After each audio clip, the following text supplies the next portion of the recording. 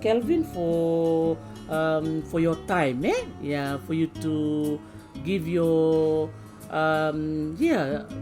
like a space in your busy schedule for us to have this interview today. As I was saying earlier, I was very inspired by the feedback and the amount of people that were communicating with me from around the world.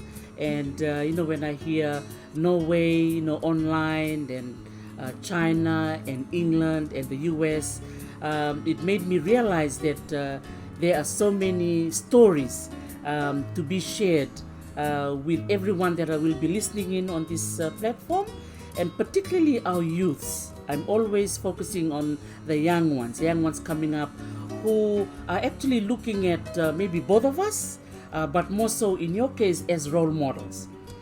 Some of them will be wondering, how come he's living all the way in Norway? So that's why this interview session is being organized. And to kickstart our Talanoa, Kelvin, would you be able to introduce yourself to our listeners? Yes, my name is Kelvin Peters. I was born and raised in Lautoka, where I did most of my schooling. And then went on to Nasino Teachers College, what was then called Nasino Teachers College, to study to be a teacher, and that launched a long journey, or was the beginning of a very long and rewarding journey, if I may say. Kelvin. And which parts of Fiji are you connected to or traditionally linked to, if you can be able to share it with us? Sure.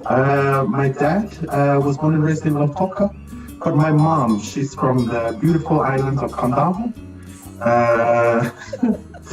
And she also spent some of her time on the island of Vatulele. So during Christmas break or the big school holidays in Fiji, I remember I used to spend holidays, New Year's and Christmas on Vatulele. Yeah. Yes, wow. Those are I would say, two of the amazing islands in Fiji. Definitely, yes. And Vatulele. So no doubt. Yeah. Kelvin. For the benefit of our listeners, can you just explain to us where you are based right now? Right now I'm based in a town called Kongsberg in Norway. Kongsberg is about an hour, 10 minutes train ride from Oslo. We're up in the valley, in the mountains. Kongsberg used to be a mining town back in the days, not a mining town anymore. It's more of a technology town now, with a lot of the big technology and oil companies here. And it has a large, it had before COVID-19, a large international community. And therefore there was a school here that was established for those coming from abroad, and that was the school that employed me, if I may put it that way. Yeah. So Kongsberg, being where it is, has a huge ski culture, and Norway in general has a very huge ski culture. And since we're surrounded by mountains, Norwegians here, or Kongsbergians, if I may call them, they're very outdoors. So they're out in the mountains hiking, or gone to their cabin in the mountains or by the sea. And they're very healthy, very outdoor, very active people. Have you had the opportunity to learn their language? So as part of getting my work permit to work in Norway, I had to learn the language. They mandate how many hours you have to learn the language. So I worked during the day, the normal work hours from 8 to 4:30, and from 5:30 to 10 at night for 4 years. I went and attended Norwegian language classes. So I did the courses and I did the tests in order to, get your work permit or to. I think for me, that aside, with the regulations aside, I think it's important when you live in another country to learn the language of the host country, because it helps a lot. It opens up a whole new world for you. It allows them to communicate with you. They can connect with you, and you with them differently. So yeah, it has helped to learn Norwegian. And the advantage of Norwegian is I can understand and communicate with Swedes if they speak to me in Swedish. I just struggle a little bit. I think in time I might get the Danish conversation. That's amazing. And so you have to learn to speak it, but you also have to learn how to write it, because it's quite a very interesting looking language, Kelvin? Yeah, it has 3 extra characters in addition to the alphabet that they have in the English language. There's 3 other characters. And yes, the course, or the way the government sets it out, is you not only have to do the comprehension, reading comprehension, but you also must write. You must also listen. They will play different recordings and you have to listen for understanding. And you also have to write essays. And then you sit and you have what is called an oral interview with the assessors. But can I just go back to the listening and say, Norway is very similar to Fiji in that the different regions have different dialects. So sometimes you have to really cue in to listen to the dialect. And the intonation and the words are slightly different. So you have to really cue in. So in the case of Fiji, it would be someone from maybe Vanuatu or someone from Nadroga or Mba, when you can just hear the way they speak or the way they sound like, even if they speak Mbawan. The sound, the sound will kind of tell you, oh, that person is from Kadavu or from Mba or from Yasana, just by the way they speak, the way they sound. Correct. Yes. And also the intonation of the language. Like I live in southern Norway, and our intonation here, when you end a sentence, it goes up. So your voice is even when you're asking a question, the intonation goes up. But as you go north of Norway, the intonation goes down. So you're communicating with a northerner if they start talking to you and their intonation starts to go. Would you be able to give an example, just so our listeners can be able to? Sure, I can introduce myself in Norwegian and say, hei, jeg heter Kelvin, bor I Kongsberg, kanskje fått 12 år nå, jobber på Kongsberg videregående skole, lærer. Så jeg trives godt, og jeg liker å bo her. Wow, Nakawale Kelvin, man. That just sounds so beautiful. And I think for our listeners, for our young ones, learning another language has a lot of benefits. And one example is Kelvin sitting right here, who is able to master the Norwegian language and can live in Norway successfully until today. Wow. I also think for the most part, a lot of Fijians come with 2 languages, or at least more than 2. Yeah. So we know how to traverse those languages and we know how to use them all. And therefore, the learning of another language, I wouldn't say it's much easier, but it helps. We can do it. We're able to pick those skills up. Wow. Because we're already bilingual as it is. So it helps, yeah. And some people are often discouraged when they see strange characters and they don't know how this works out. But as you start to learn, it starts to become more clearer. Yeah. Wow. And the pronunciation of the vowels are very similar to Fijian. Yeah. So that's a big positive aspect for our young ones listening into this interview, that knowing your wasili sudu and also maybe your wasili kornivasu has a lot of benefits. So the more languages you have, the better it is if you're going to learn new languages in the future. Right. Yeah. Oh, Nakavale Kelvin. And so you are in Norway now, and you went to school and lived in Fiji. What happened in the middle? Because I know we jumped straight to Norway. I know there were other countries that you lived in or visited or while en route to Norway. Would you like to share a little bit of that? Sure. After I graduated from Senior Teachers College, I was offered a position at the International School Suma. And from there, because I graduated with a diploma from Nasino, the teachers or my bosses advised me to pursue further studies and, try not to get content with the fact that you already have a job. But in the future, it's going to be beneficial if you go for further studies.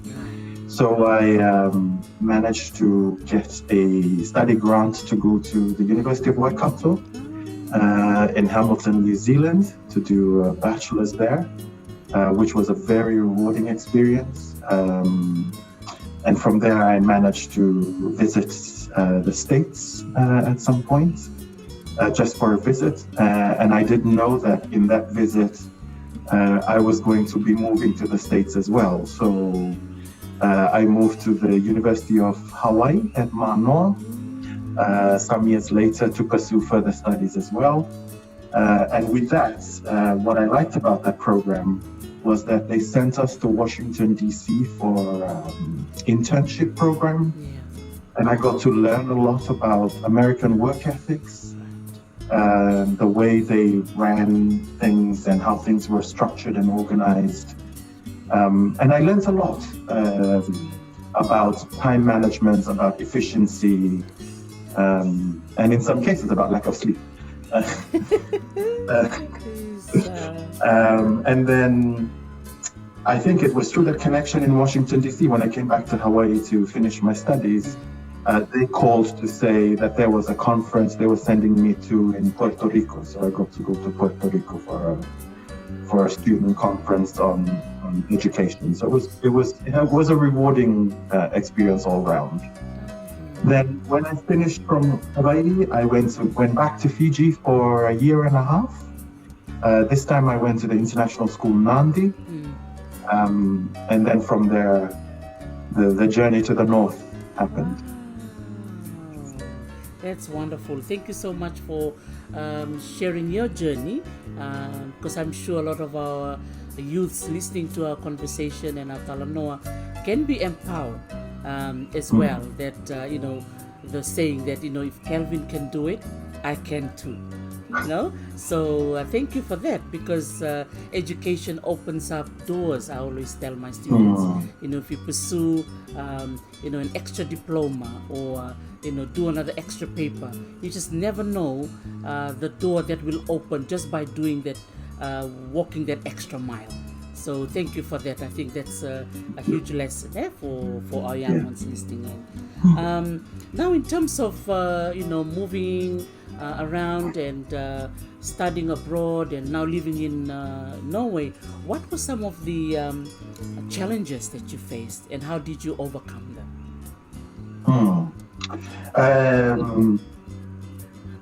Moving to New Zealand, I think there was at the time I don't know if you can call it a misconception or some form of understanding that students from the islands who came to study in New Zealand lacked certain things, and that was often perceived by the island community that already lived in New Zealand, that they were called false, fresh off the boat, not knowing how to behave in society or having awkward mannerisms, and those were challenging because in my experience, the students who had come from the islands, from Tonga and Samoa, did way better than the students who grew up in island students who grew up in New Zealand.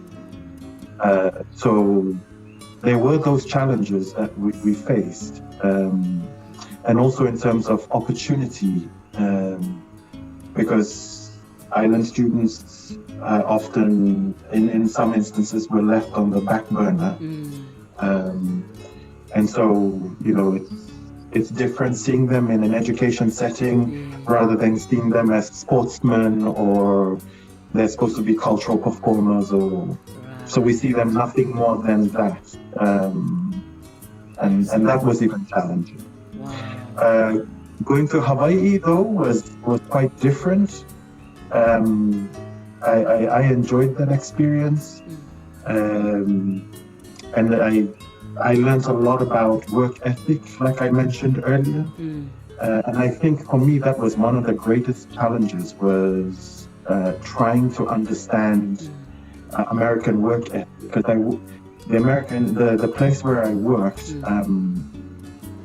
pressed deadlines, and they sent me to different states to go and conduct these meetings, but I had to write the minutes on the way back, on the flight back, and present it or send it in by email before I go to bed. And I found myself staying up at night just proofreading, seeing that the language was correct, things were appropriate, that I had actually responded to the meeting. So those were different challenges there, and I think that was just my internship program. But I learned a lot, without a doubt, I must say. But coming to Norway, I think for me the only challenge for me then was climate. The long dark winters, and the winters can be harsh, and the long sunny, warm summer. So those, at my first few years here, those were the challenges. But for the most part, Norway has been very kind and rewarding. Yes. Wow! So all of the positives supersedes the yeah, other challenges that you mentioned. Yes, eh? definitely. Nakelo. Norwegian work ethic is very different. Nothing like the one experienced in the States. And when I got off here, I know when Norwegians ask me, "Where are you from?" It can be one of those loaded questions, because it's layered. When someone asks you a question like that, you don't know what the intention of the question is. But when it's coming from Norwegians, it's actually a well-intended curiosity. They want to know where you're from so they can learn about you. Rather than pigeonhole you, they do genuinely want to get to know you. So that changed when I got here. Norwegian work ethic is very different. Yeah. So you felt like now you kind of maybe an ambassador of Fiji, so to speak, in Norway? I'm sure you have to explain where Fiji is most of the time. Most Norwegians know where it is. Oh, good. And surprisingly, in Kongsberg, there's a big community here that has been to Fiji. They visited. And there was an article in the local newspaper about the staff at the school, and my picture was there, and they had a description of where we were all from. And I found myself a few days later going into the town and people just yelling "BULA" from across. It was just out of the blue. I really appreciate it. It was good fun, actually. So the very same people from that day, that was about 10 years ago, still yell "BULA," to me today. Oh, that's so beautiful! Wow. Well done. Thank you for sharing that, and it's pleasing to know that many have visited Fiji, and I'm sure many of them often either take the cruise ships, most of the time if they come via Australia or New Zealand, or some may fly there directly. So well done to Tourism Fiji, I am sure, for promoting our country internationally. Yes, definitely. Even though you're far away from home, and I know it's further north that you can go anywhere in the world. I remember one long winter, I may have felt a bout of homesickness, and turned on National Geographic. I was watching a documentary, and then the ad comes on, and the ad was Fiji Me, which was brilliant. You feel like jumping on a plane. Oh wow, that really makes you very homesick. And I'm glad you brought up the topic of homesickness, I was gonna ask you a question later, but I thought I'd ask you now. What are some aspects of Fiji that you really miss? Ooh, yes. There's a lot of aspects about Fiji that I miss. And I miss the sense of community that we have back at home. Fijians laugh from the belly, from the guts. It's that happiness, it's that the way we joke with one another, the way we socialize, when we get together for gatherings. Not only is it about the food, but also the way we relate to each other is very different, very unique. Because now that I'm abroad and I sit back and listen to all these Norwegians that have been to Fiji, they always talk about how friendly the people are, how their laughter is contagious. They wish they understood Fijian because there's a sense of joking and banter. And those are the things that I do miss. And of course the beaches. And that's good. So that's why I'm showing one here, right here on the screen. Rub it in, thank you. You're welcome. Tailevu, Kelvin.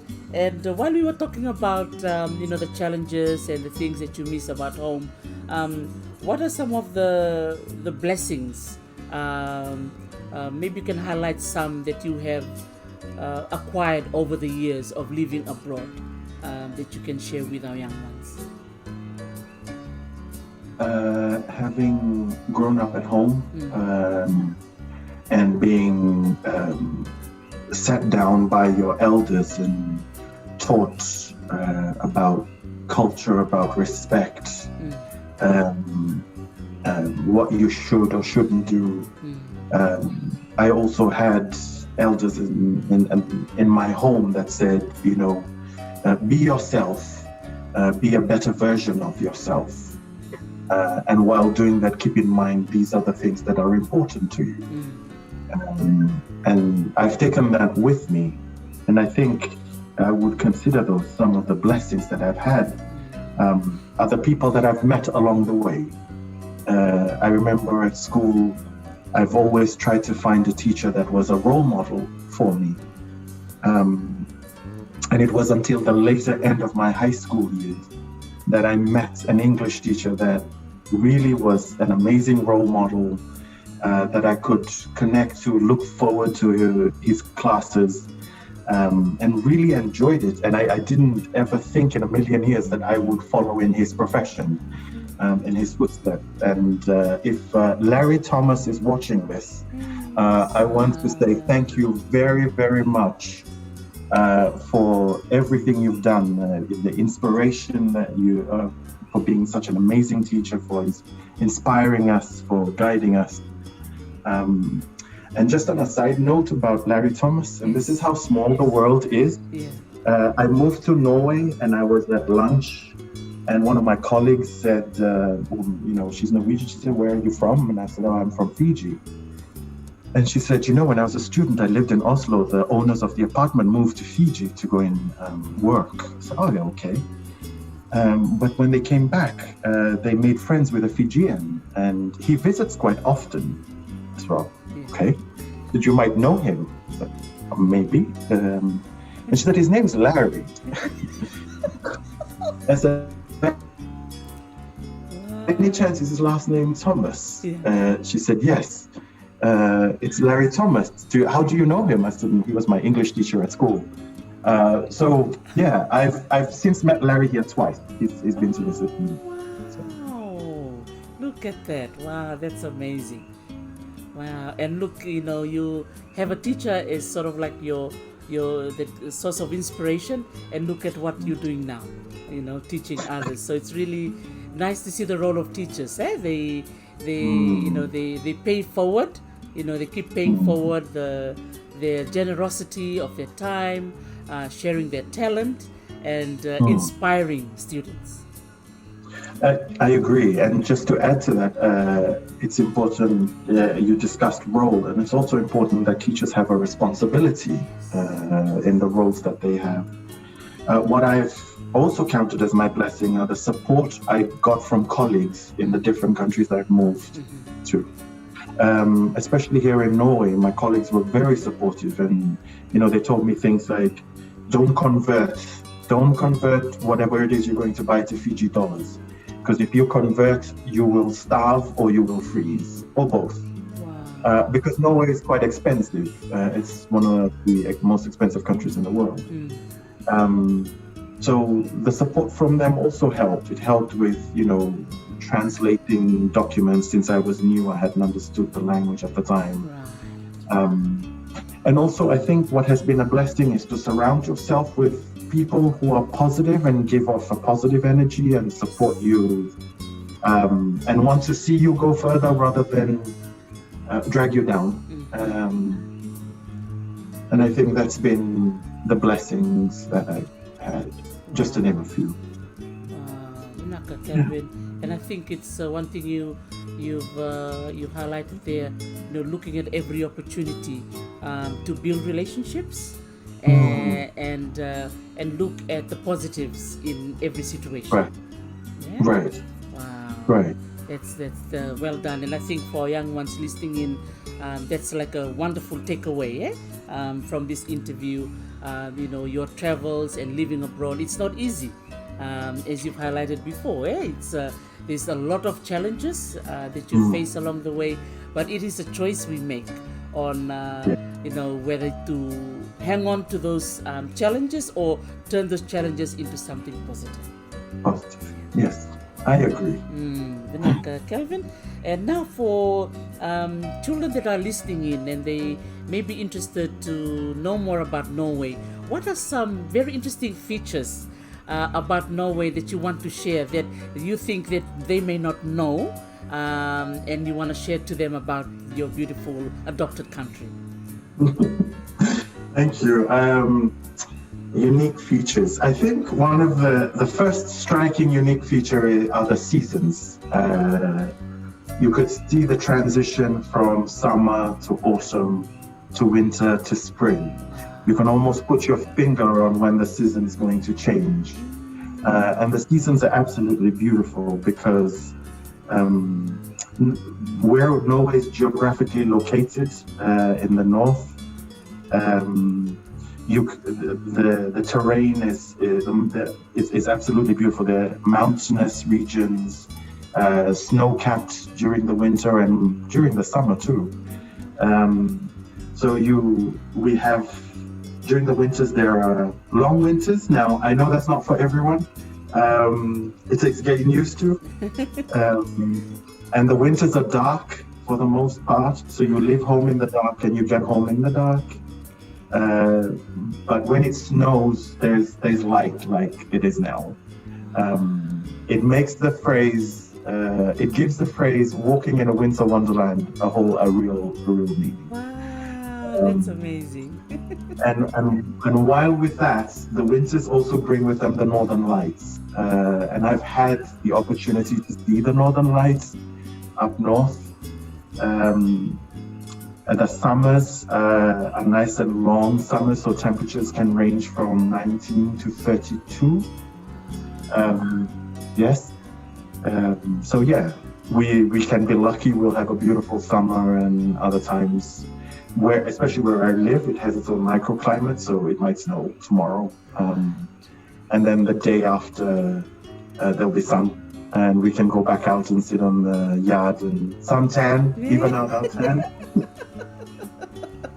Wow, see, I don't only suntan in Hawaii, I can also suntan in Norway. Well, you can suntan in Norway. Wow. One of the another unique feature about Norway is, as people may have read about, it's socialist, the construction of the way the country is run. Norway has an oil fund that it uses to support and help its citizens. So therefore, education and healthcare here are free. So if students go from primary school, high school into university, if you're doing it in Norway, that's for free. And the same with healthcare. Wow, that's amazing. That's really good to hear. Now that I'm living here in the US, it's a different story. So it's really good to hear that Norway, wow, free education and free healthcare. Wow, that's, you never know, I might move there. Kelvin, I'll keep you posted. Now, for my last question for you, Kelvin, for our young ones, youths that are listening in today, if anyone is being interested to actually move to Norway, what would be some advice you would give them?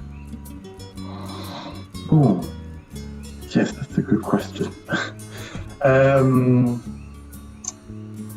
Moving to Norway, I think number one is to research the place you're going to. I found that reading up on blogs, talking to people who had been here, people who were working here at the time, actually helped a lot. So yeah, research. Also step out of your comfort zone, because sometimes we get to a position. I realized I was guilty of this as well. I got here and I was a little bit reserved and shy because I hadn't worked out how things were done here. So I learned that as soon as I stepped out of my comfort zone, it wasn't as bad as I had feared it to be. I took on this thing, this big fear, thinking that this is not something I can manage, but it is. It helps to step out. You realize that it's not what you think it is. I would advise our young ones to connect with people when they get to where they're going.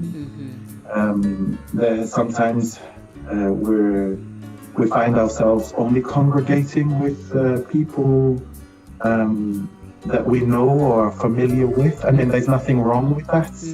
I would encourage that, but I also encourage them to get to know other people. The world is multicultural and it's changing quickly. And in my case as a teacher, it helps because I get to understand the behavior of a certain student in my class who's from another culture or from another country. Because you step out and get to know where they're from and who they are. I would encourage the young ones to be open-minded. And here in Norway, I realized some of the things that I felt were taboo or that I valued aren't as taboo here. So Scandinavians don't see you, in my experience, at my work, they see you for the content of your character rather than the color of your skin. That's beautiful. And I haven't, I know at work when my bosses give out responsibilities, they ask me about it, whether I've done it or not. And not because of whether I was slacking off or anything, it's whether I was able to handle the task that they gave me. Oh, that's wonderful. Tailevu, Kelvin, and to conclude our interview today, what's if you have any advice, general advice to our youths that are listening in from Fiji? The primary school have just started, going back to school today, apparently, and the teachers have started, I think, last week for some of the schools, particularly for secondary schools. Any advice for some of our young ones, particularly the two areas of education and culture? So these are, I see, some of the, I think, the two main topics you were talking about earlier on, something that you're really passionate about. Anything you want to give as your final advice to our listeners? Yes.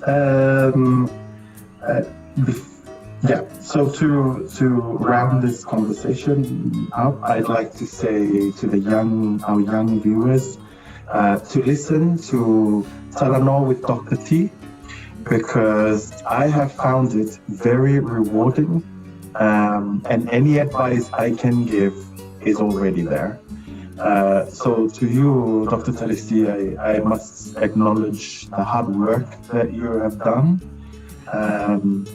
And I think anything that I would give as an advice has already been covered in the topics that you discussed during the course of the lockdown in your live sessions. Because all those things are very important. And now that I am in Norway and I sit back and think of home, those are the things I think of. Yes, there's a small Fijian community here. And we not rarely, we don't talk to each other very often. There are certain words and phrases that we've missed or forgotten. And you've brought that back to light, and you've reinforced how important culture is to the children back at home, and those of us living abroad. The importance of education, the importance of respect for your elders, and also respect for self. In the way you dress, the way you carry yourself, what you say, when you say it, and how you say it. And I guess to answer your question is to give you the answers you gave. So that would be the advice I would definitely pass on. Wow, thank you so much, Kelvin, for your time and sharing your story passionately for the journeys that took you from Fiji to Aotearoa to the United States via Hawaii. Even to South America, just heard that, going over to Puerto Rico and then all the way to Norway. And it's really empowering to see a young boy in the past in Lautoka, the sugar city, and now sitting in Norway and working as a teacher and empowering other young ones over there. So on behalf of the Talanoa with Dr. T team and all your cousins and friends in Fiji and around the world that are listening in, Vinaka Vakalevu for your time. Vinaka Vakalevu, Dr. Talisi.